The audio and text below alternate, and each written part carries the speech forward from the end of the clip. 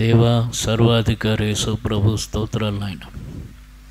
పాపిని దౌర్భాగ్యం, నన్ను ప్రేమించారు, నేను మిమ్మల్ని వెతకలేదు, మీరు నన్ను వెతికి మీ నామము నాకు ప్రత్యక్షపరిచారు, అనుగ్రహించారు, ఆ నామమును ఎరిగే ధన్యత ఇచ్చారు. ప్రభువా, ఆ నామమున సమస్త ఆశీర్వాదాలు నాకు అనుగ్రహించారు. పరిశుద్ధమైన గొప్ప నామం, అన్ని నామముల కంటే ఘనమైన గొప్ప నామం, పైనామం, సకల ఆశీర్వచన స్తోత్రముల కంటే గొప్ప నామం.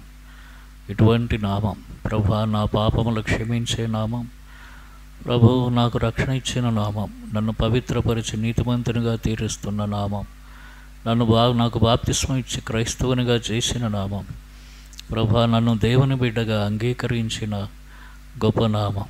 ప్రభువా మీకు స్తోత్రాలు తండ్రి. నేను ప్రార్థించినప్పుడల్లా, మొరపెట్టినప్పుడల్లా నాకు సమస్తమును అనుగ్రహించే నామం తండ్రి. నాకు మీ సన్నిధిని అనుభవింపజేసేటటువంటి నామం ప్రభువా. అద్భుతములు, ఆశ్చర్యకార్యములు నా చేత చేయించే గొప్ప నామం, ఇంత గొప్ప శ్రేష్టమైన నామం ప్రభువా.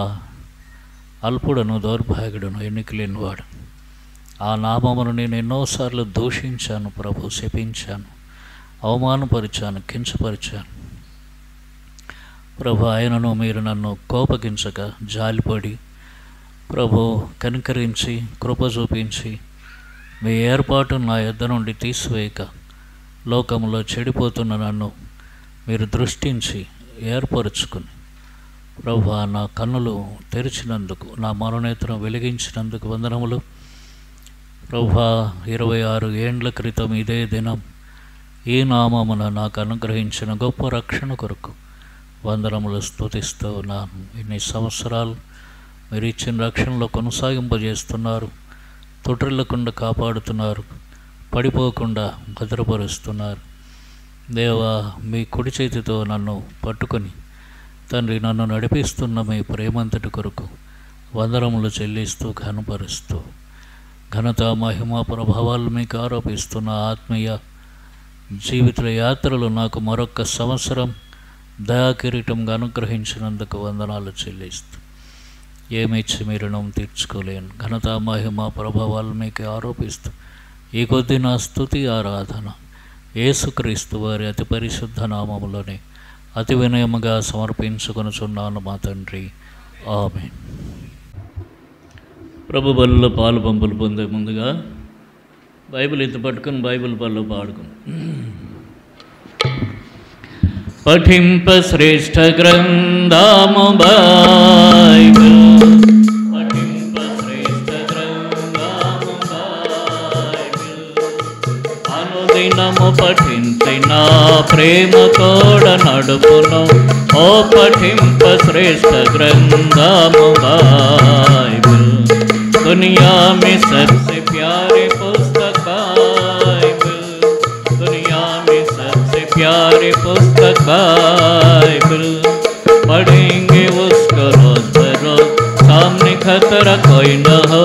ओ दुनिया में सबसे प्यारे पुस्तक Bible, the best book to read is the Bible, the best book to read is the Bible. If you read it every day, it will help you all the way. Oh, the best book to read is the Bible.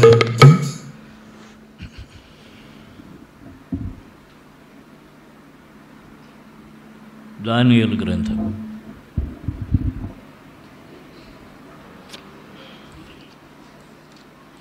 3వ అధ్యాయం.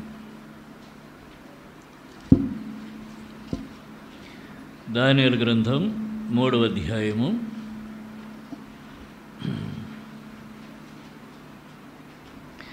15, 16, 17 వచనాలు కలిసి చదువుకుందాం. 18వ వచనం కూడా 15, 16, 17, 18 మార్చి చదువుకుందాం. దానియేలు గ్రంథం 3వ అధ్యాయం 15, 16, 17, 18 మార్చి చదువుకుందాం. బాకాను, పిల్లంగ్రోవిని, పెద్ద వీణను, సింఫోనియను, విపంచికను, సకల విధములకు వాద్యధనులను మీరు విను సమయంలో సాగిలపడి నేను చేయించిన ప్రతిమకు నమస్కరించుటకు సిద్ధంగా ఉండిన ఎడల సరే, మీరు నమస్కరింపని ఎడల తక్షణమే మండుచున్న వేడిం గల అగ్నిగుండంలో మీరు వేయబడుదురు. నా చేతిలో నుండి మిమ్మల్ని విడిపింపగల దేవుడు ఎక్కడున్నాడు?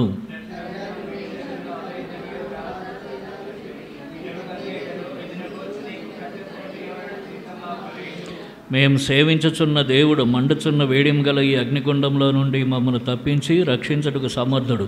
మరియు నీ వశమును పడకుండా ఆయన మమ్మల్ని రక్షించును. ఒకవేళ ఆయన రక్షింపకపోయినను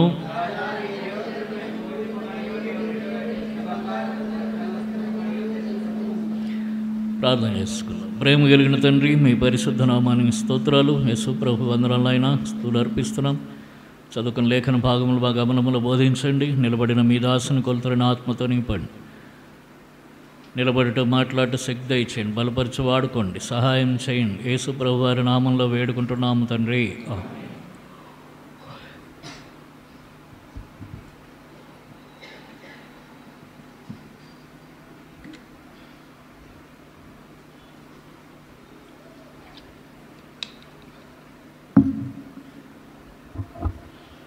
షద్రక్ మేషక్ అబేద్నెగోను రాజు భయపెడుతున్నాడు. ఏం భయం? మరణ భయం. ఎదురుగా అగ్నిగుండం ఉంది. మీరు గనక నా మాట విని నేను నిలువబెట్టించినటువంటి ప్రతిమకు నమస్కరించకపోతే అగ్నిగుండంలో పడేస్తాను. నా చేతిలో నుంచి తప్పించే దేవుడు ఎక్కడున్నాడు? ఇది వాని యొక్క సవాలు. ఇదొక సవాలు. ఏమంటున్నాడు? నా చేతిలో నుంచి విడిపింపగల దేవుడు ఎక్కడ ఉన్నాడు? ఇదొక సవాల్, ఒక ఛాలెంజ్, ఒక సవాల్. అయితే వీరు ప్రతి సవాలు విసురుతున్నారు. అది గొప్ప విషయం. వీరేమంటున్నారు? షద్రక్ మేషక్ అబేద్నెగోలు, మా దేవుడు అగ్నిగుండంలో నుంచి తప్పించుటకు సమర్థుడు. దేవుడు ఎక్కడున్నాడు అంటే మా దేవుడు ఉన్నాడు. ఒకటి చెప్తున్నారు, మా దేవుడు ఉన్నాడు. ఆయన ఏం చేస్తాడు? నువ్వు పడేసిన తర్వాత మమ్మల్ని రక్షిస్తాడు. నువ్వు పడకుండా రక్షిస్తాడని చెప్పలేదు. మేము సేవించుచున్న దేవుడు మమ్మల్ని మండుచున్న ఈ అగ్నిగుండంలో నుండి ఏమనన్నాడు? మండుచున్న వేడిం గల అగ్నిగుండంలో నుండి మమ్మల్ని తప్పించి రక్షించుటకు సమర్థుడు. మరియు నీ వశమున ఏమన్నా పడకుండా ఆయన మమ్మను రక్షించును. నీ వశమున పడకుండా కూడా రక్షిస్తాడు. నా చేతిలో నుంచి ఎక్కడ రక్షిస్తారు అంటున్నావేమో, అసలు నీ వశమున పడకుండా రక్షిస్తాడు. ఎట్లా చెప్పాడు చూసారా? గతసారి చూసాం, మొన్న వారం కాక అంతకు ముందు వారం. వారు ఈ మాటలు చెప్పడం ద్వారా వారు ఏం చేశారు? దేవుణ్ణి ఘనపరిచారు. కొన్ని విషయాలు చూసాం. వారు రాజుకు భయపడలేదు. ఎవరికి భయపడ్డారు? దేవునికి భయపడ్డారు. ఆ వెనక పేజీలు తిప్పండి, ఎక్కడైనా రాసిన ఉంటే. అవి ఎక్కడుందన్నా ఆ కాగితం ఎప్పుడో గాలికి ఎగిరిపోయింది. 2 వారాల క్రితం రాసిన పాయింట్లు ఏమైపోయాయి? ఏడనో ఉన్నాయి. చిన్న కాగితం మీద రాసినాం, రాసిన కాగితాలు ఎగిరిపోయినాయి. ఇప్పుడు ఏడొస్తాయి? అంతేనా? నేను మళ్ళా అదే చెప్పినా మీకు అంత కొత్తగానే ఉంటుంది. ఇప్పుడు ఇది మన పరిస్థితి. అందుకే చూడండి, 10th క్లాస్ పిల్లలు, ఇంటర్మీడియట్ పిల్లలు చదివి మళ్ళీ చదువుతుంటారు. ఎందుకు? ఒకసారి చదివింది గుర్తుంటే మళ్ళీ చదవాలా? ఆ చదివింది వదిలేస్తారు, దాన్ని గాలికి వదిలేస్తారు కూడా మళ్ళీ చదువుకోవాలా. ఇదిగా ఏమి స్లిప్ ఇచ్చింది, ఉన్నదా ఇంతకు? అందులో ఆ స్లిప్లో ఉందా లేదా? ఉన్నాయా? లేవు. మొట్టమొదటిది ఏముంటుంది? నేను మర్చిపోయి ఉండొచ్చు. మొట్టమొదటిది ఏముంటుంది? వాడు రాజుకు భయపడుతున్నారు. రాజుకు భయపడలేదు, దేవునికి భయపడుతున్నారు వారు. రెండవది, దేవుని హెచ్చిస్తూ ఉన్నారు, దేవుని ఘనపరుస్తున్నారు, దేవుని ఘనపరుస్తున్నారు. నన్ను ఘనపరచు వారిని నేను ఘనపరుస్తా అన్నాడు. మూడవది, దేవుని మాటకు విలువిస్తున్నారు. రాజు మాటకు విలువ ఇవ్వలేదు. రాజు అన్నాడు ప్రతిమకి నమస్కరించు. దేవుడు అన్నాడు మీరు కీర్తన అదే నిర్గమకాండ 24 ప్రకారం మీరు భూమి మీద ఏ రూపమును చేసుకోకూడదు. భూమి మీద కానీ, భూమి కింద కానీ, సముద్రంలో కానీ, ఆకాశంలో కానీ ఉండే ఏ రూపమును మీరు చేసుకోకూడదు, దానికి సాగిలపడకూడదు, దానికి నమస్కరింపకూడదు. ఇది దేవుని యొక్క మాట, దేవుని ఆజ్ఞ. వారు దేవుని మాటకు విలువిస్తున్నారు. దాన్ని బట్టి రాజు మాటకు విలువ ఇవ్వలేదు. దాన్ని బట్టి వారు ఏం ప్రకటిస్తున్నారనంటే, మేము దేవుని ప్రేమిస్తున్నాము, ఒకడు నా మాట నన్ను ప్రేమించిన యెడల అతడు నా మాట గైకొనును. యోహాను సువార్త 14:23. ఒకడు నా మాట నన్ను ప్రేమించిన యెడల నా మాట గైకొనును. కాబట్టి వారు దేవుని ప్రేమిస్తున్నారు, దేవుని మాట గైకొన్నారు కనుక దేవుని ప్రేమిస్తున్నామని ప్రకటిస్తున్నారు. వారు రాజులు తమ ప్రాణాలను సైతం ప్రేమించలేదు. అర్థమైందా? రాజుకు భయపడలేదు, దేవునికి భయపడ్డారు. రాజు మాటకు లోబడలేదు, దేవుని మాటకు లోబడ్డారు. రాజును గణపరచట్లేదు, దేవుని గణపరుస్తున్నారు. రాజు తర్వాత తమ్మును తాము ప్రేమించుకోవడం లేదు. ఎవరిని ప్రేమిస్తున్నారు? దేవుణ్ణి ప్రేమిస్తున్నారు. తమ ప్రాణముల కంటే ఎక్కువగా దేవుని ప్రేమిస్తున్నారు. దానిని బట్టి రోమ 12:1 చెప్పబడినట్లుగా సజీవ యాగంగా వారు తమ శరీరాలను, ప్రాణాత్మ దేహాలను దేవుని సమర్పించుకొని దేవుని సేవిస్తున్నారు. ఆ రీతిగా దేవుని సేవిస్తున్నారు. సజీవ యాగంగా తమను తాము ప్రభువుకు సమర్పించుకున్నారు. ఈ 5 మాటలు చెప్పుకున్నాం అంతకుముందు వారం. ఇదే సందర్భంలో ఇప్పుడు మళ్ళీ రాసుకోండి, మళ్ళీ పారేయండి. అర్థమైందా? మళ్ళీ రాసుకోండి, మళ్ళీ పడేయండి. నేను స్టూడెంట్ని అయిపోయాను, మీరు టీచర్లు అయిపోయారు. అర్థమైందా? నేను అర్ధరాత్రి 12 వరకు కూర్చుని కుస్తీ పట్లు పడుతూ ఉన్నాను. నేర్చుకుని ఇంకా నేర్చుకుని. ఇప్పుడు మరికొన్ని సంగతులు ఇదే సందర్భంలో వారి ఎదుట 2 ఆప్షన్స్ ఉన్నాయి. అంటే ఎంచుకోవలసిన విషయాలు 2 ఉన్నాయి. వారు ఎదురుగా నెబుకద్నెజరు ఉన్నాడు ఒక పక్కన, వారి ఎదురుగా ప్రతిమ ఉంది, ఆ పక్కన అగ్నిగుండం ఉంది, ఇక్కడ వీరు ఉన్నారు. ఇది సీన్ మీరు ఒకసారి ఊహించుకోండి. సినిమాలు చూస్తారు కదా, ఒకసారి ఊహించుకోండి సీన్ ఎట్లా ఉంటుందో. మీరు కావాలంటే మీ ఫ్యాన్స్ ఎవరో ఉంటారు కదా, మీకు నచ్చిన హీరోని, తర్వాత మీకు నచ్చిన హీరో ఎవడు విలన్ని, ఇవన్నీ ఊహించుకోండి. ఒకసారి అనుకుందాం. ఈ శద్రకు మేషకు అబేద్నెగోలు ఇక్కడ ఉన్నారు. ఎదురుగా బంగారు ప్రతిమ ఉంది, పెద్ద ప్రతిమ. ఎన్ని అడుగులది? 180 అడుగుల ఎత్తు, తర్వాత 30 అడుగుల 6 మూరలు అంటే 18 అడుగుల వెడల్పు. 18 అడుగుల వెడల్పు, 180 అడుగుల ఎత్తైన విగ్రహం ఎదురుగా ఉంది. వీరు ఎదురుగున్నారు. పక్కన నెబుకద్నెజరు రాజు ఉన్నాడు, ఆ ఎదురుగానే పక్కనే అగ్నిగుండం ఉన్నది. ఇది సీన్. ఇప్పుడు నెబుకద్నెజరు అంటున్నాడు, అయితే దానికి దండం పెట్టు, లేకపోతే అందులో విసిరేస్తా. 2 ఎదురుగానే ఉన్నాయి. ఇప్పుడు వీళ్ళ ముగ్గురికి ఒక 2 ఆప్షన్స్ ఉన్నాయి. వాళ్ళు ఎంచుకోవలసినవి 2 ఆప్షన్స్. అయితే అగ్నిగుండంలో పడి బూడిదైపోవాలా, లేదా ప్రతిమకు దండం పెట్టి వాళ్ళ విశ్వాసాన్ని బూడిద చేసుకోవాలి. వాళ్ళు ఎంతవరకు నమ్ముతున్నారు? ఎవరు నమ్ముతున్నారు? దేవుణ్ణి నమ్ముతున్నారు. వారికున్న ఆధారమే వారి విశ్వాసం, అంతే. ఇప్పుడు కనుక ప్రతిమకు దండం పెట్టారా, వారి విశ్వాసం ఏమైంది? బూడిదయింది, ఇక లేదు, శూన్యం. ఒకవేళ ప్రతిమకు దండం పెట్టలేదా, వాళ్ళ శరీరాలు బూడిదైపోతాయి. ఏదో ఒక బూడిద తప్పదు. ఇప్పుడు ఏ బూడిదను కోరుకుంటారు? ఇది వారి ముందు ఉన్నటువంటి పరీక్ష. అర్థమవుతుందా? ఏ బూడిదను కోరుకుంటారు? వారు విశ్వాసాన్ని బూడిద చేసుకోలేదు. దేన్ని బూడిద చేశారు? వారి శరీరాలను బూడిద చేసుకోవడానికి అప్పగించుకున్నారు, అంతే. ఎందుకంటే వారిని విసిరేశాడు, ఆ ముగ్గురిని విసిరేశాడు. చూడండి ఇక్కడ ఏం జరిగిందో, చదవండి ఆ మాటలు. 20వ వచనం, 20 చదవండి.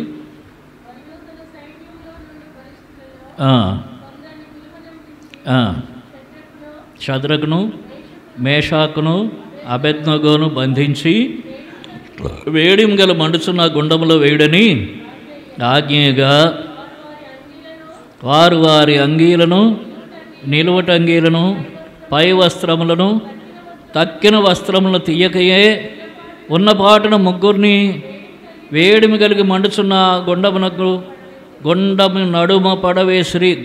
నడుమ పడవేశారట. మధ్యలో విసిరేశారు, ఏ బట్టలు తీయలేదు. అంటే అంత సమయం కూడా లేదు. సాధారణంగా వేసేటప్పుడు అగ్నికుండలు వేసేటప్పుడు బట్టలన్నీ తీసివేస్తారేమో బహుశా. ఏ బట్టలు తీయకయే అని రాశాడు. అన్ని బట్టలు అలాగనే ఉన్నాయి, వాళ్ళు వేసుకున్న బట్టలన్నీ. పైన ఉన్న అంగీలు కూడా అట్లనే ఉన్నాయి. విసిరేశారు. విసిరేసిన వారు కాలిపోయారు. చూడండి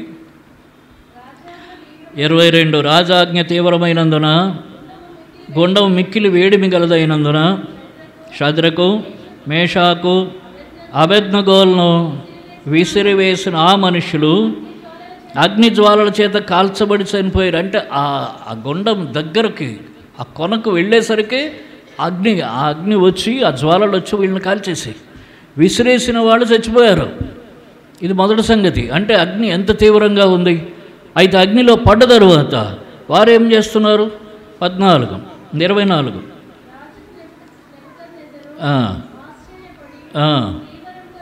తీవ్రంగా లేచి మేము 3 మనుషులను బంధించి ఈ అగ్నిలో వేస్తాం కదా అని మంత్రులను అడిగాను.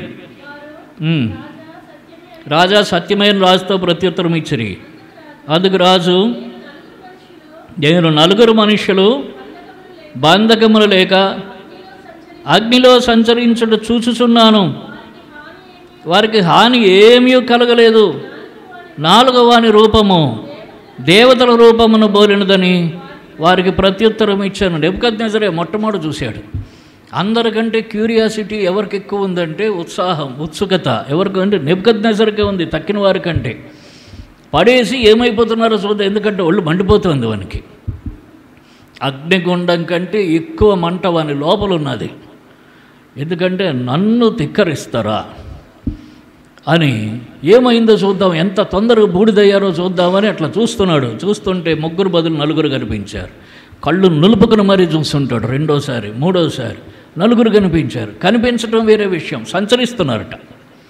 షైర్ ఇన్ ది ఫైర్, షైర్ ఇన్ ది ఫైర్ అంటే అగ్నిలో షికారు, మంటల్లో షికారు చేస్తున్నారు. మనం ఇప్పుడు బయటకు పోలేం, కాళ్ళకి చెప్పులు లేకుండా అడుగు పెట్టలేం ఆ బయట. అలాంటిది వాళ్ళు అంత అగ్నిలో షైర్ చేస్తున్నారు, షికారు చేస్తున్నారు. వారు ఎంత ఆశ్చర్యమైన విషయం. వారికి చెమటలు పట్టి ఉంటాయి ఇప్పుడు. అప్పుడు అన్నాడు, తీవ్రంగా చూసేట. చూసి ఏమంటున్నాడు? 4వ వాని రూపం దేవదూతల రూపం పోలింది. అంటే వీళ్ళ రూపానికి ఆయన రూపానికి కూడా తేడా ఉంది. 4వ వాని రూపానికి ఈయన అర్థం చేసుకోవడానికి దేవదూతల రూపం వల్ల కనిపిస్తున్నట్ట. మరి అది ఎట్లను ఆయన ఎలా పోల్చుకున్నాడో దేవదూతల రూపం అని. అంటే బహుశా వాళ్ళకు రెక్కలు ఉండుంటాయి.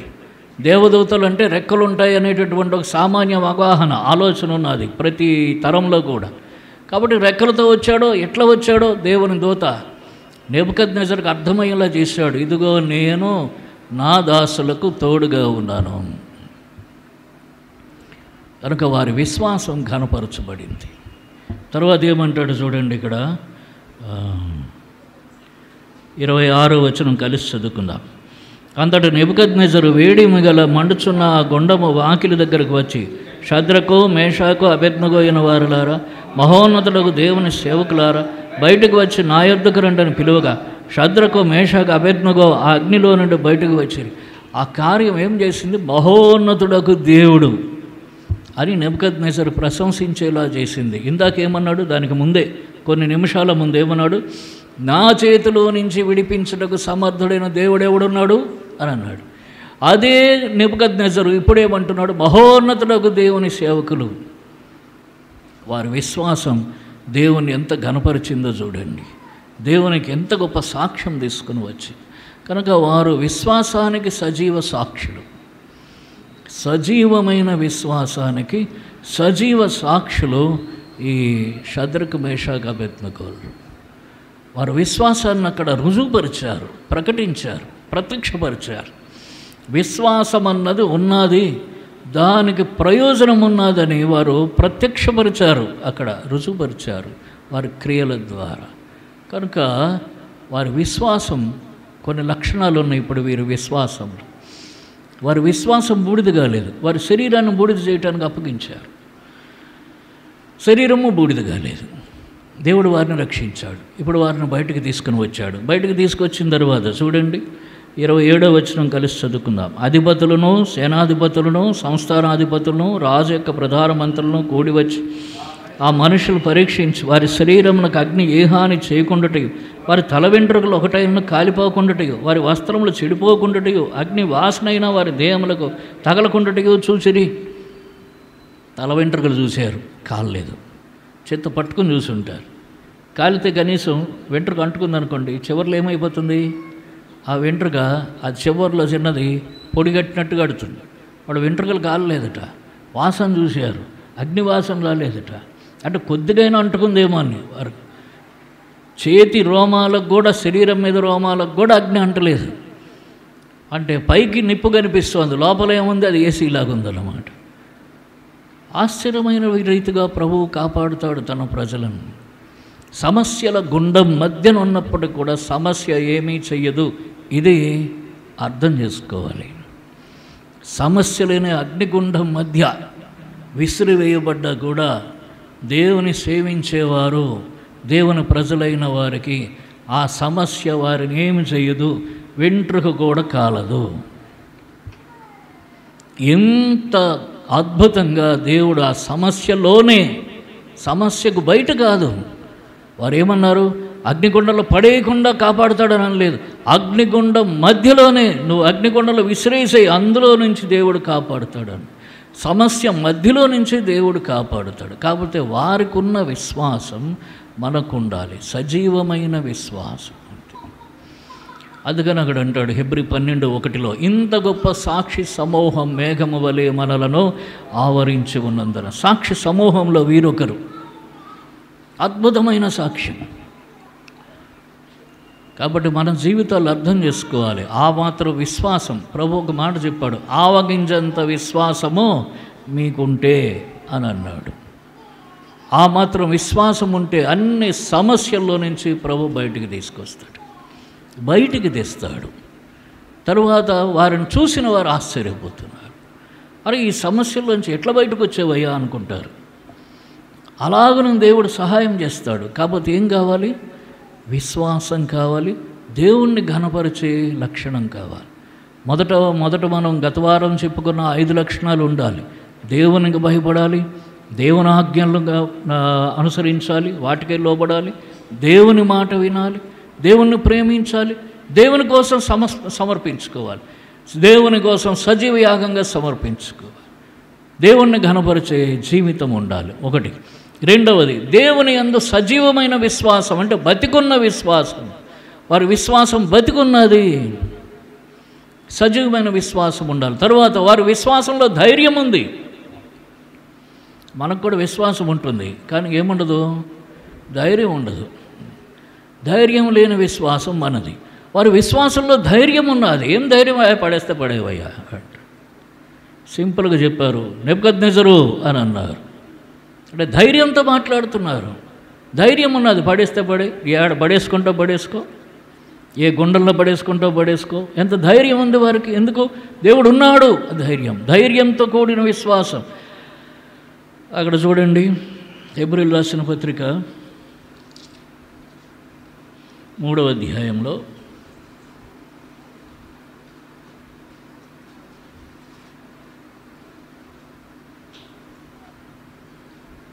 హెబ్రీయులకు రాసిన పత్రిక 10వ అధ్యాయం చూడండి.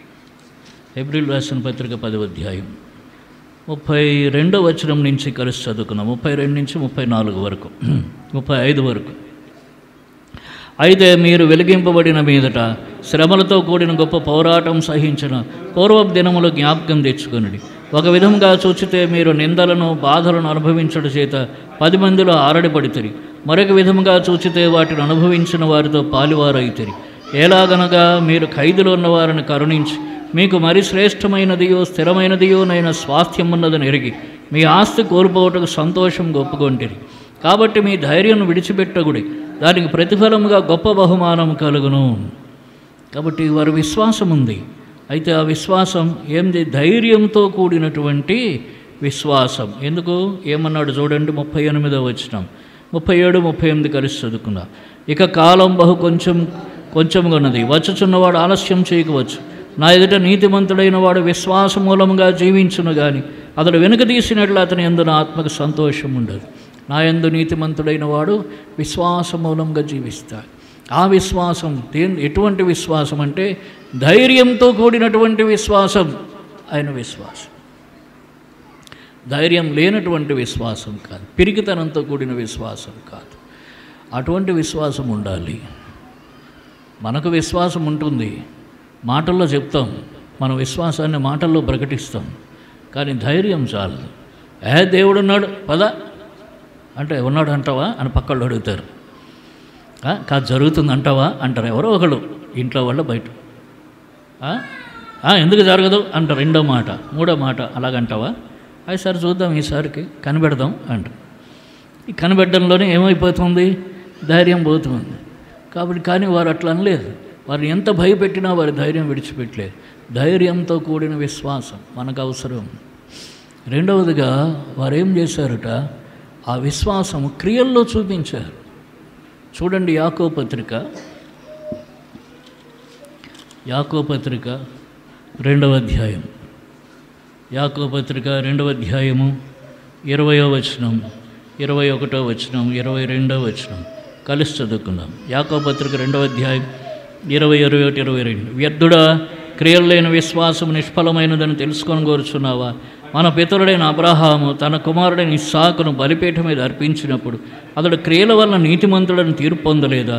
విశ్వాసం అతని క్రియలతో కూడి కార్యసిద్ధి కలుగజేస్తున్నని, క్రియల మూలంగా అతని విశ్వాసం పరిపూర్ణమైనదని గ్రహించున్నావు కదా. కాబట్టి క్రియలు లేని విశ్వాసం నిష్ప్రయోజనం, వ్యర్థం అంటున్న దేవుని వాక్యం. విశ్వాసం క్రియలతో కూడినదైతే కార్యసిద్ధి కలుగుతోంది. వారి విశ్వాసం క్రియలతో కూడినది. అబ్రహామును దేవుడు ఇల్లు వదిలిపెట్టి రమ్మన్నాడు, వదిలేసి వచ్చేశాడు. ఆయన విశ్వాసం క్రియలతో కూడినది.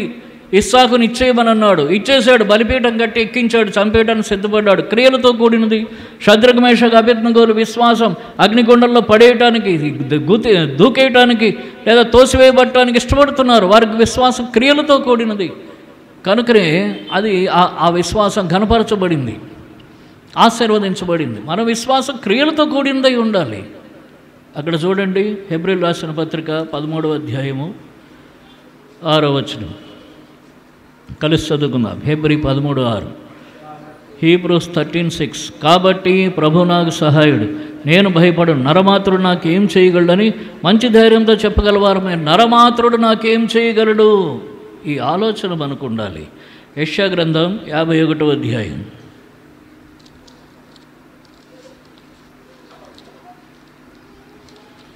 యెషయా గ్రంథం 51వ అధ్యాయము 12వ వచనం కలిసి చదువుకుందాం. Isaiah 51 verse 12. నేనేమి మనోదార్చువాడను, చనిపోవు నరునికి, తృణమాత్రుడకు నరునికి ఎందుకు భయపడదువు? చూసారా, ఎందుకు భయపడదువు?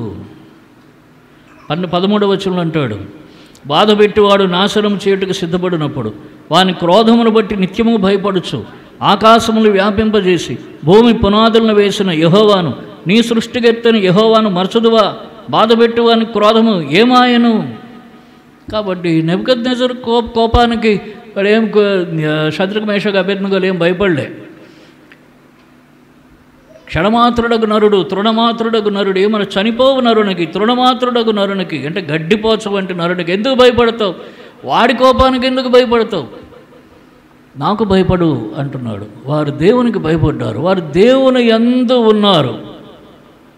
అర్థం చేసుకోవాలి, వారు దేవుని యందు ఉన్నారు. 91వ కీర్తనలు అంటాడు, 1వ వచనం చదవండి.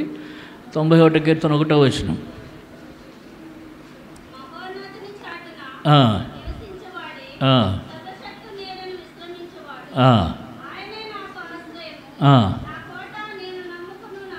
మహోన్నతుని చాటున, సర్వశక్తుని నీడను అంటే ఆయన లోపల ఉన్నటువంటి వాడు భయపడాల్సిన పని లేదు. మనం దేవుని యందు ఉంటే భయపడాల్సిన పని లేదు. ఏ మనిషికి ఏ విషయంలోనూ ఎప్పుడూ కూడా గుర్తుంచుకోండి, ఏ మనిషికి ఏ విషయంలో ఎప్పుడూ కూడా భయపడాల్సిన పని లేదు. మౌనంగా ఉంటే చాలు, దేవునికి అప్పగించుకోవాలి. ప్రభువా, వీళ్ళు ఊరికే గోల్ చేస్తున్నారు, భయపెడుతున్నారు, ఇబ్బంది పెడుతున్నారు, ప్రభువా నా సంగతి జ్ఞాపకం చేసుకో, నువ్వేం చేస్తావో అది చెయ్యి అని విడిచిపెట్టాలా, అంతే. చూడండి, యెషయా 27:3, యెషయా 27:3 చదవండి.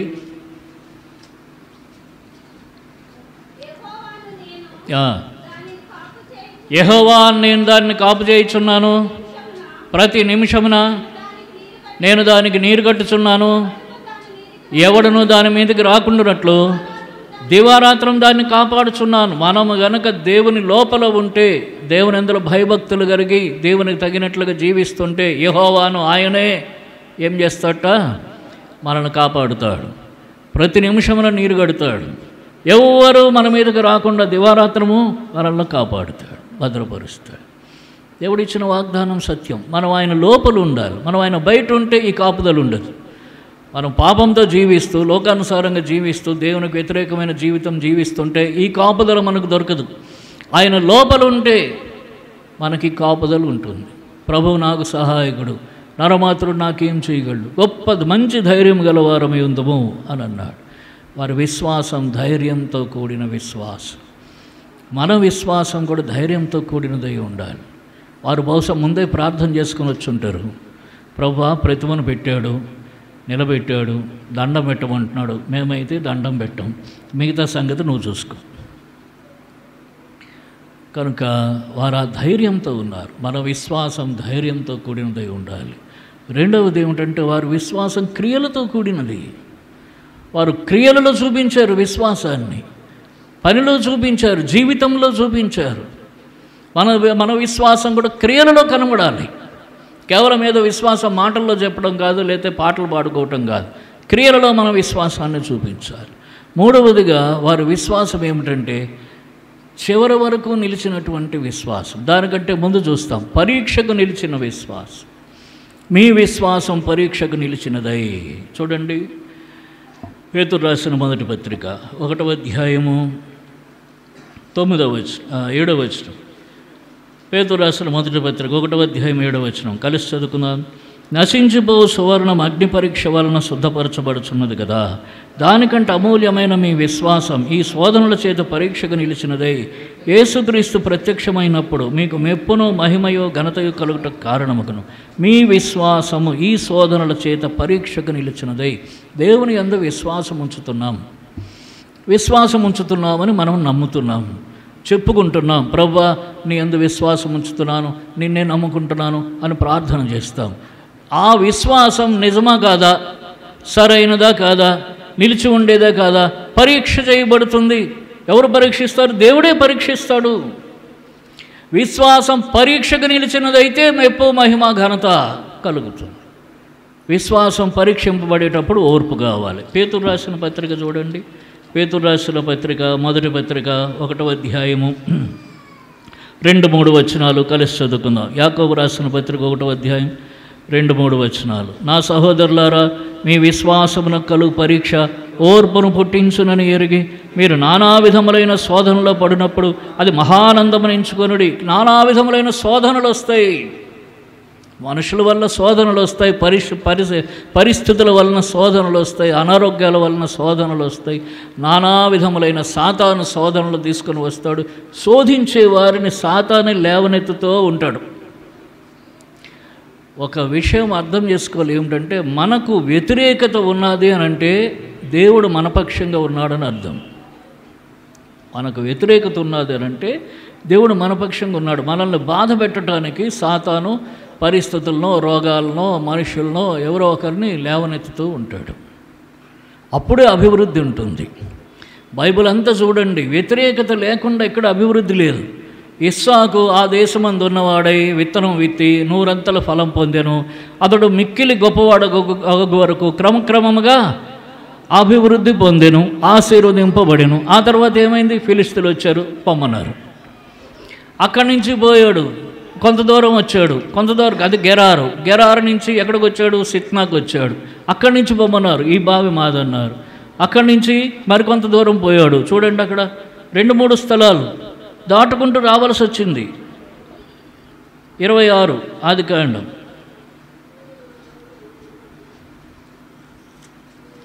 ఆదికాండం 26. ఏసేకుకు వచ్చాడు మొదట, అక్కడ నుంచి ఈ బావి మాదని తోలేశారు. అక్కడి నుంచి సిత్నాకు వచ్చాడు, సిత్నాకు వస్తే అక్కడ కూడా జగడమాడారు. అక్కడి నుంచి వెళ్ళిపోయాడు. తర్వాత రెహోబోతుకు వచ్చాడు. అప్పుడు మళ్ళీ వాళ్ళు వచ్చి ఏమన్నారు? నిశ్చయంగా దేవుడు నీకు తోడుగున్నాడు. ఎవరికి దేవుడు తోడుగుంటాడో వారికి సాతాను వ్యతిరేకంగా ఉంటాడు. సాతాను మనుషులను లేపుతాడు, ఏదో ఒక రకంగా బాధ పెడతాడు, ప్రాణం విసిగిపోయేలాగా చేస్తాడు. సాతాను చేసే పని ఇది. విశ్వాసాన్ని పాడు చేయటం వాడి ఉద్దేశం. కనుక విశ్వాసంతో బతకాలనుకున్నప్పుడే ఈ శ్రమలు శోధనలన్నీ వస్తాయి. విశ్వాసంతో బతకక్కర్లేదు అనుకున్నప్పుడు, లోకానుసారంగా అన్యాయంగా అక్రమంగా బతకాలనుకున్నప్పుడు ఏ శ్రమ రాదు. ఇది అర్థం చేసుకోవాలి. ఎందుకు సాతాను అనుకుంటే మనోడే వాడికి చెప్తాడు, మనోడే నువ్వేం మాట్లాడుకున్నట్టు, నువ్వు మనోడివే ఈయన మనోడే ఏం మాట్లాడొద్దు.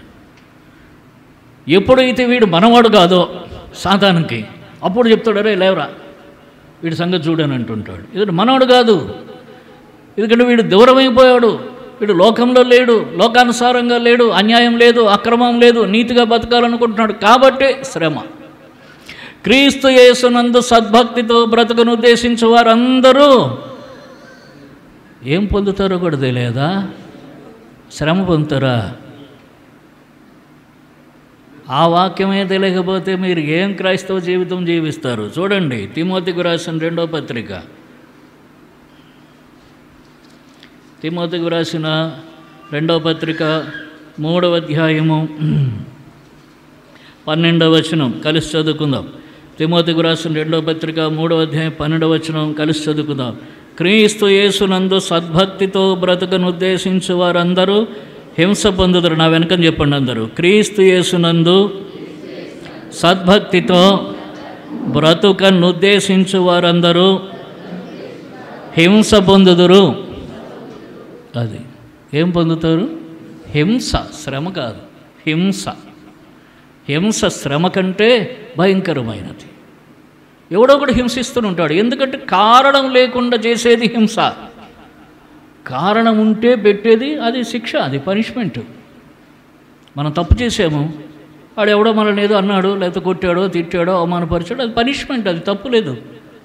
కానీ ఏ కారణం లేకుండా వచ్చేది హింస. ఎవరికి వస్తుంది? క్రీస్తు యేసునందు సద్భక్తితో బతకాలనుకున్న వారికి వస్తుంది. ఎవడు తెస్తాడు? సాతాను తీసుకుని వస్తాడు. అర్థమైంది? ఇవన్నీ పరీక్షలు. దేనికి పరీక్షలు? విశ్వాసానికి. ఇవన్నీ కూడా పరీక్షలు. వీటన్నిటిలో కూడా విశ్వాసం ఉంచాలి.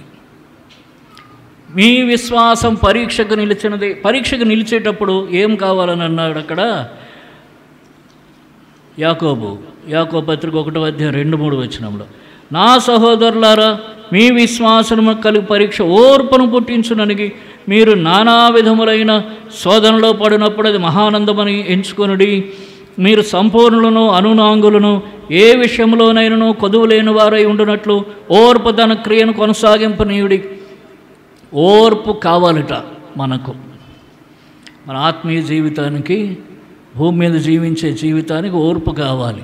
అది లోకానుసారం అంటే మన భౌతిక జీవితానికి కానీ మన పర సంబంధమైన జీవితానికి కానీ మనకు ఓర్పు కావాలి.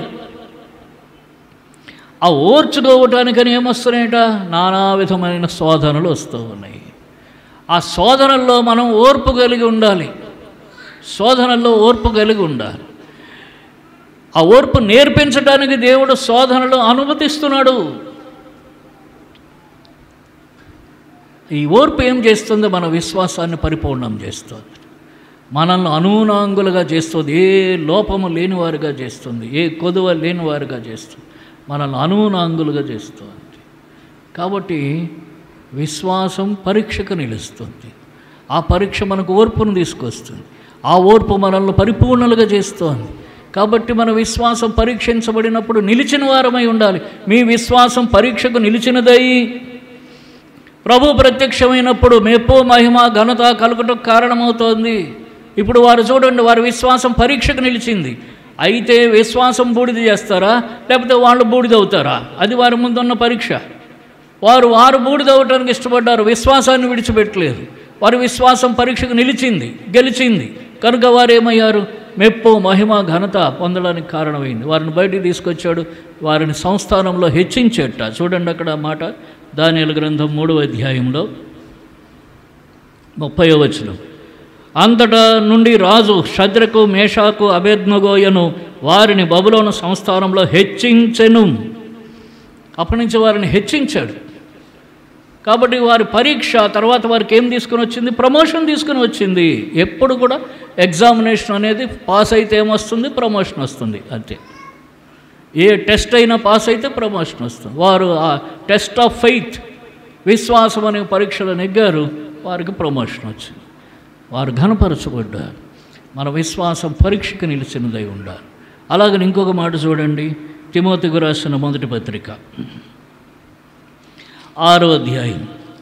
తిమోతికి రాసిన మొదటి పత్రిక 6వ అధ్యాయము 12వ వచనం కలిసి చదువుకుందాం. 1 తిమోతి 6:12 కలిసి చదువుకుందాం. 1 తిమోతి 6:12. విశ్వాస సంబంధమైన మంచి పోరాటం పోరాడం, నిత్య జీవం చేపట్టం, దాన్ని పొందుటకు నీవు పిలువబడి అనేక సాక్షుల ఎదుట మంచి ఒప్పుకొంటివి. విశ్వాస సంబంధమైన మంచి పోరాటము పోరాడము. అలాగనే ఇక్కడ చూడండి, తిమోతికి రాసిన 2వ పత్రిక 4వ అధ్యాయం 7వ వచనం. తిమోతికి రాసిన 2వ పత్రిక 4:7 కలిసి చదువుకుందాం. మంచి పోరాటం పోరాడితిని, నా పరుగు కడముట్టించితిని, విశ్వాసం కాపాడుకోండి. విశ్వాస సంబంధమైన పోరాటం. విశ్వాసం ఒక పరీక్ష, విశ్వాసం అనేది ఒక పోరాటం. ఇప్పుడు విశ్వాస సంబంధమైన పోరాటంలో వారు గెలిచారు. ఓడిపోతావా? గెలుస్తావు. విశ్వాసం మనకున్నదంటే పోరాటం వస్తుంది ఎదురుగా. విశ్వాసాన్ని కాపాడుకోవటమే పోరాటం. ఏమిటంటే మన చేతిలో ఏదో ఉంది, ఒకడు లాక్కుని పోతాను అంటున్నాడు, వాడు లాగేసుకుంటాడు, మనం లాక్కొనివ్వం, పట్టుకుంటాం. ఇదే కదా పోరాటం అంటే. ఒకడికి రాజ్యం ఉంది, ఆ రాజ్యం ఇంకోటి లాక్కుంటారు అంటున్నాడు, అదే పోరాటం, యుద్ధం. ఒకటి దగ్గర బంగారం ఉందడు, బంగారం పట్టిపోతున్నాడు, అదే పోరాటం. మనకు కలిగినది ఇంకోటి తీసుకుంటారంటే మనం కాపాడుకోవటానికి చేసే ప్రయత్నమే పోరాటం. మనకు కలిగినది విశ్వాసం, దీన్ని వాడు తీసుకుపోతానంటున్నాడు. వాడు ఏమంటున్నాడు? దీన్ని దండం పెట్టి ప్రతిమకి దండం పెడితే విశ్వాసం పోయింది. దండం పెట్టవా? అగ్నిగుండంలో వేస్తాను. అది పోరాటం. ఆ పోరాటంలో ఏమయ్యాడు? విశ్వాసాన్ని కాపాడుకున్నారు వారు. కాబట్టి పోరాటం, విశ్వాస సంబంధమైన పోరాటంలో గెలిచారు. వారు అగ్నిగుండంలో పడిపోవటం అది ఓటమి కాదు, అది గెలుపు. విశ్వాస సంబంధమైన పోరాటం, వారు గెలిచారు. మనం గెలిచేవారంగా ఉండాలి. విశ్వాసానికి అనేక పోరాటాలు వస్తాయి మన జీవితంలో. గెలిచేవారంగా ఉండాలి. ఓడిపోతే ఏమొస్తుంది? సిగ్గు వస్తుంది. ఇప్పుడు చూడండి, క్రికెట్ ఆడుతారు. క్రికెట్ ఆడిన తర్వాత వాడు 6 కొట్టాడు అనుకోండి, తల ఎలా పెడతాడు? ఇట్లా పెడతాడు. నెక్స్ట్ బాల్కి క్లీన్ బౌల్డ్ అయ్యాడు అనుకోండి, అప్పుడు ఏం చేస్తాడు? వాడు బౌలర్ ఇలాగంటాడు, ఇటు బ్యాట్స్మెన్ ఏమంటాడు? ఇలాగంటాడు. సింపుల్, అవునా? కాబట్టి గెలుపు ఓటమికి తేడా అంతే. విశ్వాస సంబంధంగా మనం గెలిచినప్పుడు ధైర్యంగా చూస్తాం, విశ్వాస సంబంధంగా ఓడిపోయినప్పుడు సిగ్గుతో తలదించుకుంటాం. ఆ సిగ్గు మనకే తెలుస్తుంది. ఓటమి అలవాటు కాకూడదు. చూడండి, గెలుపు అలవాటు కావాలి కానీ ఓటమి అలవాటు కాకూడదు. ఓడిపోవటానికి అంటే, ఓడిపోవడం అంటే ఏదో సంఘాల్లో పట్లు బట్టి గెలవటం కాదు. ఈ గెలుపులు కాదు చెప్పేది, అర్థమైందా? నేను గొప్ప. సంఘాల్లో తగ్గించుకోవటమే గొప్ప, కుటుంబాల్లో తగ్గించుకోవటమే గొప్ప. అర్థం చేసుకోండి. కుటుంబాల్లో కానీ, సంఘాల్లో కానీ, ఉద్యోగం చేసే స్థలాల్లో కానీ తగ్గించుకోవటమే గొప్ప. అయితే సాతాను ఎదురుగా ఓడిపోకుండా నిలబెట్టుకోవటం, విశ్వాసాన్ని కాపాడుకోవటమే అక్కడ గొప్ప. ఓడిపోవటానికి అలవాటు పడకూడదు. ఎప్పుడు గెలుపొందటానికే అలవాటు పడాలి. చాలాసార్లు మనం శోధనలో ఉండి ప్రార్థన చేస్తుంటాం. ప్రభువా, యేసుప్రభు వారే చెప్పాడు, నన్ను శోధనలోనికి తేక, తర్వాత దుష్టుని నుండి నన్ను తప్పించుము. ఎట్లా ప్రార్థన చేస్తారంటే శోధనలో ఉండి చేస్తూ ఉంటారు చాలామంది. ఆల్రెడీ శోధనలోనే ఉంటారు. నాకు అది కావాలా, ఇది కావాలా, అది కాకపోతే ఒప్పుకోను, ఇది లేకపోతే ఒప్పుకోను. ప్రభునే అడుగుతుంటారు, ప్రభు నాకు అది ఇస్తే కానీ ఒప్పుకోను, ఇది ఇస్తే కానీ ఒప్పుకోను, నాకు ఆ పెద్ద కారు ఇస్తే కానీ నాకు కుదరదు, నాకు ఈ చిన్న కారు కుదరలేదు, నాకు ఆ పెద్ద బైక్ ఇస్తే కానీ కుదరదు, ఈ బైక్ కుదరలేదు, లేకపోతే నాకు అలా పెద్ద ఉద్యోగం ఇస్తే కానీ కుదరదు, ఇది లేదు, అది లేదు, ఇది లేదు అని అన్నీ దేవుణ్ణి శోధిస్తూనే ఉంటాం ఒక పక్క. మరొక పక్క ఇవన్నీ అడిగేసి లాస్ట్లో, ప్రభువా నన్ను శోధనలోనికి తేక, దుష్టు నుండి నన్ను కాపాడము అంటే అసలు ఎక్కడున్నాడు? తేక అంటే ఎక్కడున్నాడు? ఆల్రెడీ శోధనలోనే ఉన్నాడు. శోధన లేకపోతే మనం ఏది అడగం. ప్రభువా నువ్వు ఏది ఇస్తే అది అంటాం, అంతే. అర్థమవుతుందా? ఏదైనా మనం జిద్ది చేస్తున్నామనంటే, జిద్ది అంటే ఒరియా పదం వచ్చేసింది నాకు. జిద్ది అంటే పట్టుదల పట్టుకున్నామనంటే, నాకు ఇదే కావాలి అని అంటున్నామనంటే మనం శోధనలో ఉన్నామని అర్థం. అంటే శోధన అంటే ఎవరిలో ఉన్నాము? సాతాను దగ్గరే ఉన్నాము, వాడి పిడికిట్లో ఉన్నామని అర్థం. అప్పుడేమో ప్రభువా ఫస్ట్ ఈ శోధనలో నుంచి విడిపించు అని అడగాలి. అర్థమైందా? అది ఓడిపోవటం. కాబట్టి విశ్వాస విషయంలో ఓడిపోయే జీవితం ఉండకూడదు. విశ్వాసంలో గెలిచాను నేను అన్నీ పోగొట్టుకున్నాను, కానీ నా విశ్వాసం మిగిలింది. ఈ మాట చెప్పుకోగలగాలి. వారు ప్రాణాలు పోగొట్టుకోవడానికి అప్పగించుకున్నారు, కానీ వారి విశ్వాసం కాపాడుకున్నారు. అందుకని అపొస్తలుడైన పౌలు అంటున్నాడు, మంచి పోరాటం పోరాడి తిని నా పరుగు కడముట్టించి తిని విశ్వాసము కాపాడుకున్నాడు. అన్నీ పోగొట్టుకున్నాడు, అన్నీ వదిలేసుకున్నాడు, ఏం మిగుల్చుకోలేదు. సంఘాలన్నీ ఆయనవే, ఆయన కట్టినవే. ఆసియా దేశం సంఘాలన్నీ ఆయన కట్టినవే. అందరికీ సంఘాలు ఎట్లా జీవించాలో నేర్పించింది ఆయన. ఎవరి దగ్గర కనిపోయి నేనే బిషప్ని, నా మాట వెనకపోతే తీసేస్తా అన్నాడా? అనలేదు. అన్నీ వదులుకున్నాడు, తన విశ్వాసం కాపాడుకున్నాడు. కాబట్టి వారు కూడా షద్రక్ మేషక్ అబేద్నెగోలు వారు సమస్తం వదులుకున్నారు, విశ్వాసాన్ని కాపాడుకున్నారు. విశ్వాస సంబంధమైన పోరాటం పోరాడాలి. చివరికి ఏమన్నాడు? హెబ్రీయులకు రాసిన పత్రిక 3వ అధ్యాయం 13-15 వచనాలు కలిసి చదువుకున్నారు. హెబ్రీయులకు రాసిన పత్రిక 3వ అధ్యాయం 13-15. నేడు మీరు ఆయన శబ్దం విని ఎడల కోపం పుట్టించినప్పటి వలె మీ హృదయములను కఠినపరచుకొనకూడని ఆయన చెప్పాను గనుక, పాపం వలన కలుగు బ్రహ్మచేత మీలో ఎవడనో కఠినపరచబడకుండునట్లు నేడు అనబడ సమయం ఉండగాని ప్రతిదినం ఒకరికొకడు బుద్ధి చెప్పుకొనుడి. ఏలైనగా మొదటి నుండి మనకున్న దృఢ విశ్వాసం అంతమట్టు గట్టిగా చేపని ఎడలనే క్రీస్తులో పాలువారమై ఉంది. విశ్వాసం ముందు ఉంటుంది, మధ్యలో శోధనలు వస్తాయి, పరీక్షలు వస్తాయి. అంతవరకు చేపడితేనే క్రీస్తులో పాలువారం. ఇప్పుడు షద్రక్ మేషక్ అబేద్నెగోలుగా ఒక పరీక్ష వచ్చింది.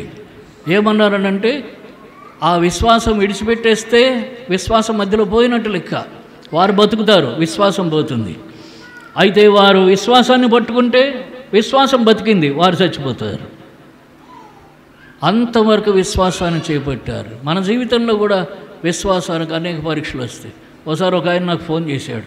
నేను యేసుప్రభుని ఎరిగిన కొత్తల్లో, వినండి జాగ్రత్తగా, యేసుప్రభుని ఎరిగిన కొత్తల్లో ఆ పిల్లల్ని సైలెంట్గా ఉంచండి, వాళ్ళకి లోపల మాట వినకపోతే బయటికి తీసుకుపోండి, వాళ్ళకి నేర్పించాలా ముందు నుంచే.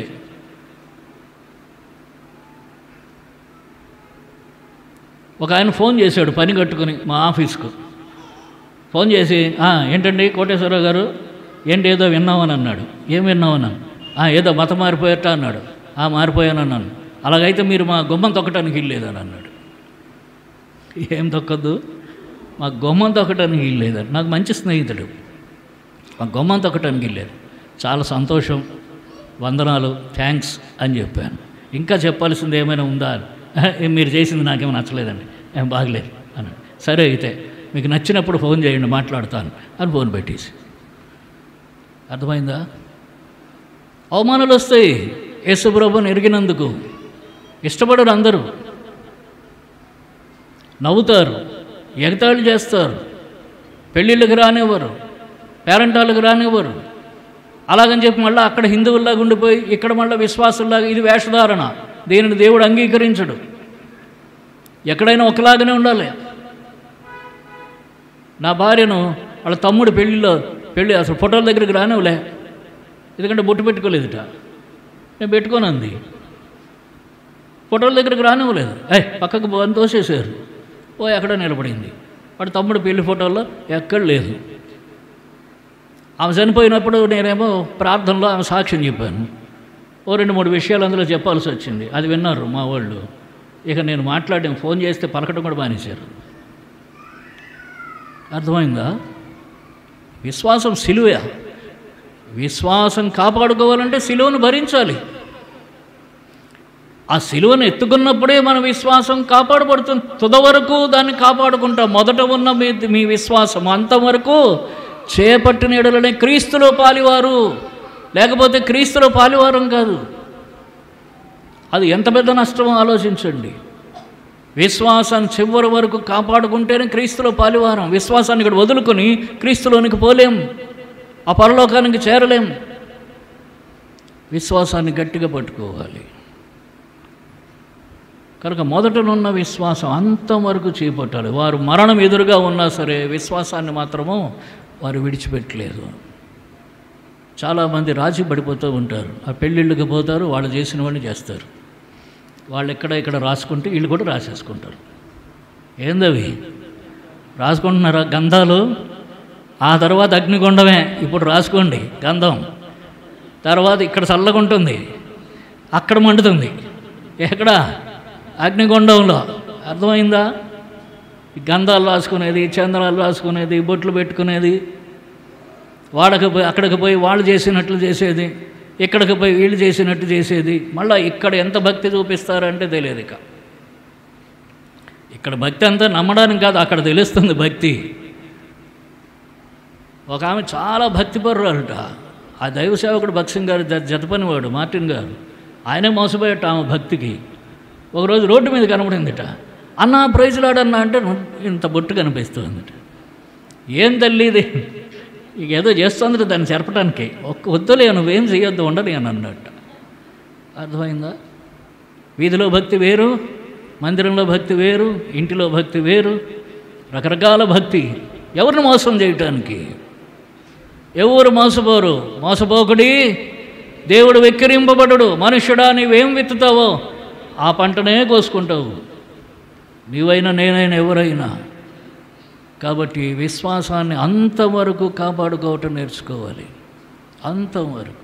శ్రమలు వస్తాయి, ఒంటరి వారు అయిపోతారు. అర్థమైందా? ఒంటరి వారు అయిపోతారు. చాలాసార్లు విశ్వాసులం అని చెప్పుకునే విశ్వాసుల గుంపుల్లోనే విశ్వాసం కనబడదు. అవిశ్వాస సంబంధమైన పనులు చేయమంటారు, అవిశ్వాస సంబంధమైన తీర్మానాలు ఉంటాయి. అది విశ్వాస సంబంధమైన తీర్మానం కాదు, అవిశ్వాస సంబంధమైన తీర్మానాలు ఉంటాయి. వాటిని వ్యతిరేకించాల్సి వస్తుంది. అప్పుడు విశ్వాసులకు కూడా దూరం అయిపోతాం. అవిశ్వాసులకు ఎట్లను దూరం అవుతాము, బంధువులకు దూరం అవుతాం, విశ్వాసులకు కూడా దూరం అవుతాం, ఒంటరి వాళ్ళం అవుతాం. ఇప్పుడు అక్కడ శద్రక మేషక అభ్యర్థిగా పక్షంగా ఉన్నవాళ్ళు ఎవరో చెప్పండి. అక్కడ యూదులు ఉన్నారుగా, యూదా బాలురు ఉన్నారు కదా, యూదా జనాంగం ఉన్నారు కదా. ఎందుకంటే వారందరినీ బబులోని అక్కడ ఇశ్రాయేల్ సామ్రాజ్యం యూదా రాజ్యం నుంచి చెరపట్టి తీసుకొచ్చాడు కదా, వారందరూ ఉన్నారు కదా. మరి వారెవరైనా వీరి పక్షంగా ఉన్నారా? లేరు. బబులోని వారు ఎట్లా లేరు? వీరు లేరు, ఎవరూ లేరు. ఎందుకంటే తమ విశ్వాసం కాపాడుకోవడానికి వారు ముగ్గురు ఒంటరివారు. దానియేలు ఎక్కడున్నాడో మనకు అది మరుగు చేశాడు. దానియేలు గురించి ఆలోచించక్కర్లే. వారు ముగ్గురు ఒంటరివారు. చాలాసార్లు మన జీవితాల్లో భూమి మీద కేవలం ఒంటరివారం కావాల్సి వస్తుంది. దేనికంటే విశ్వాసం కాపాడుకోవటానికి, అంతే. విశ్వాసం కాపాడుకోవటానికి. ఒక సందర్భంలో ఒక ఆయన నాకు ఫోన్ చేసి అంటాడు, నువ్వు పలానా వ్యక్తిని కలిస్తేనే కానీ నీ బతుకంత బాగుండదయ్యా, నువ్వు హెబ్రోన్లో బతకలేవు, నిన్ను ఆయన బతకనివ్వడు, నిన్ను ముందుకు సాగనివ్వడు, నువ్వు పోయి ఫస్ట్ ఆయన కలిసి లెంపులు వేసేసుకొని క్షమాపణ చెప్పేసి ఆ తర్వాత రా అంటాడు ఆయన. దేవుడు అంటాడు, నీకు అట్టి అభిప్రాయం కలిగిన యెడల నీవు దాన్ని విడిచిపెట్టము, ఒక్కసారి చెప్పాడు, అంతే. అర్థమైందా? ఇప్పుడు ఎవరి మాట వినాలా? ఆ పెద్ద ఆయన చెప్పిన మాట ఏమి తప్పు కాదు, ఇప్పటికీ అది అట్లనే ఉంది. ఆయన చెప్పింది 100% వాస్తవం, ఇప్పటికీ అట్లనే ఉంది. ఆ పరిస్థితి అలాగనే కొనసాగుతుంది. కానీ దేవుడు ఏమన్నాడు?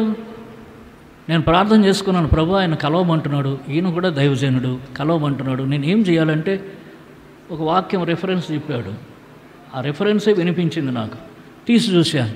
రెండో వాక్యంలో ఉంది, నీకు అట్టి అభిప్రాయం కలిగిన యెడల నీవు దానిని విడిచిపెట్టుము. నేను మళ్ళీ ఆయన ఫోన్ చేశాడు మరో గంటకి, అబ్రహాం గారు ఏం చేస్తున్నారు, వెళ్ళి కలుస్తున్నారా లేదా? నేనంటే ఆయనకు ప్రేమ, కలుస్తున్నారా లేదా? ఈ వాక్యం చెప్పాడండి దేవుడు అంటే, మీతో చాలా కష్టం అండి, ఇలాగైతే మీకు శ్రమలు తప్పవు అని ఫోన్ పెట్టేశాడు. దేవుని మాట వినాలా? దానివల్ల కొన్ని జిల్లాలు నేను వదులుకోవాల్సి వచ్చింది. ఇప్పటికీ కొన్ని జిల్లాలను వదులుకోవాల్సి వచ్చింది. అయితే దేవుని మాట వినాలంతే. మన విశ్వాసాన్ని కాపాడుకోవాలంటే దేవుని మాట వింటేనే విశ్వాసం కాపాడుకో. దానికోసం క్రయం చెల్లించాలి. క్రయం చెల్లించలేని విశ్వాస జీవితం ఏమీ లేదు. అర్థమవుతుందా? పొరపాట్లు చేస్తాం కొన్నిసార్లు. మనం కూడా బలహీనం, శరీరంలో ఉన్నాం. ఒకవేళ తెలిసి కానీ తెలియక కానీ తప్పులు పొరపాట్లు చేయొచ్చు. మరలా ప్రభు దగ్గరికి రావాలి, సరి చేసుకోవాలి. చేసిన తప్పు మరల చెయ్యొద్దు. చేసిన తప్పు మరల చెయ్యొద్దు. పడిపోయిన చోట మరల పడిపోవద్దు. అక్కడ ఒక మాట చెప్తాడు చూడండి, సామెతల గ్రంథం 24వ అధ్యాయంలో.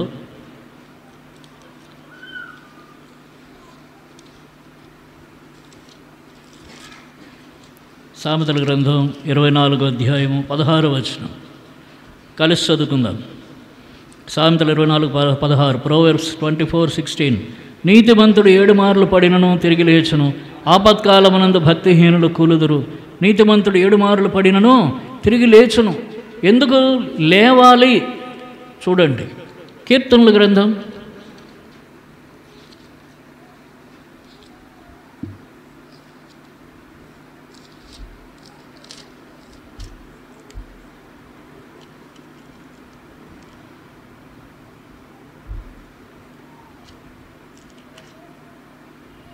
37వ కీర్తన 24వ వచనం. 37వ కీర్తన 23, 24 వచనాలు కలిసి చదువుకుందాం. Psalm 37 verses 23-24 కలిసి చదువుకుందాం. ఒకని నడత యెహోవా చేతనే స్థిరపరచబడును, వాని ప్రవర్తన చూచి ఆయన ఆనందించు. యెహోవా అతను చెయ్యి పట్టుకుని ఉన్నాడు గనుక అతడు నేలను పడినను లేవలేక ఉండడు. కాబట్టి పడిపోవచ్చు, తప్పిపోవచ్చు. అయితే దేవుడు ఏం చేస్తాడో వారి నడతను స్థిరపరుస్తాడు. ఆయన చెయ్యి పట్టుకుని ఉంటే పడినా లేస్తాడు. ఒక నీతిమంతుడు 7 మార్లు పడినను తిరిగి లేచునంటే ఎప్పుడు లేస్తాడు? దేవుడు వాని చెయ్యి పట్టుకుని ఉంటే. అంటే చెయ్యి దేవునికి అప్పచెప్పి ఉండాలి. ఒకవేళ పడిపోతే దేవుడు గద్దిస్తాడు. అక్కడ ప్రకటన 3:19లో చెప్తాడు, నేను ప్రేమించు వారిని గద్దించి శిక్షించుతున్నాను కనుక ఆసక్తి కలిగి మారు మనస్సు పొందుడి. అంటే 7 మార్లు పడినా 7 మార్లు మారు మనస్సు పొందితే 7 మార్లు గద్దించి శిక్షించి మరలా తిరిగి ఏం చేస్తాడు? లేపి స్థిరపరుస్తాడు. అలాగున విశ్వాసం స్థిరపరచబడుతుంది. ఇటువంటి విశ్వాస జీవితం మనకు అవసరం. కనుక ఒకవేళ ఎక్కడ నీ విశ్వాసంలో తొలగిపోతున్నావో, పడిపోతూ ఉన్నావో, తప్పిపోతూ ఉన్నావు, బలహీనపడుతూ ఉన్నావు, ప్రభు దగ్గరికి రా. ప్రభు నాకు సహాయుడు, నరమాత్రుడు నాకేం చేయగలడు? శత్రువు నన్నేం చేయగలడు? సాతాను ఏం చేయగలడు? శోధన మీద విజయం పొందడానికి పోరాటంలో విజయం ఉండాలా, పరీక్షలో గెలుపు ఉండాలా. పోరాటంలో గెలుపు ఉండాలా, పరీక్షలో విజయం ఉండాలా, తరువాత క్రియలలో విశ్వాసం ఉండాలి. విశ్వాసం ధైర్యంతో కూడినదై ఉండాలి. విశ్వాసం అంతవరకు ఉండాలి. ఇటువంటి విశ్వాస జీవితం మనకు అవసరం. షద్రకు మేషకు అబేద్నెగోలు ఆ విశ్వాసాన్ని వారు రుజువుపరిచారు. వారి విశ్వాసం సజీవమైన విశ్వాసం. అటువంటి విశ్వాసం ఎక్కడ తప్పిపోతున్నాం పరీక్ష చేసుకుని, తప్పిపోయిన ప్రతి పరిస్థితిని ప్రభు దగ్గర ఒప్పుకొని విడిచిపెట్టి యోగ్యమైన రీతిలో ప్రభు బలలో పాలుపంపులు పొందుదాం. పరిశుద్ధాత్మ దేవుడు సహాయం చేయనుగాక. మోకరిల్లండి, ప్రార్థన చేసుకుంటాం.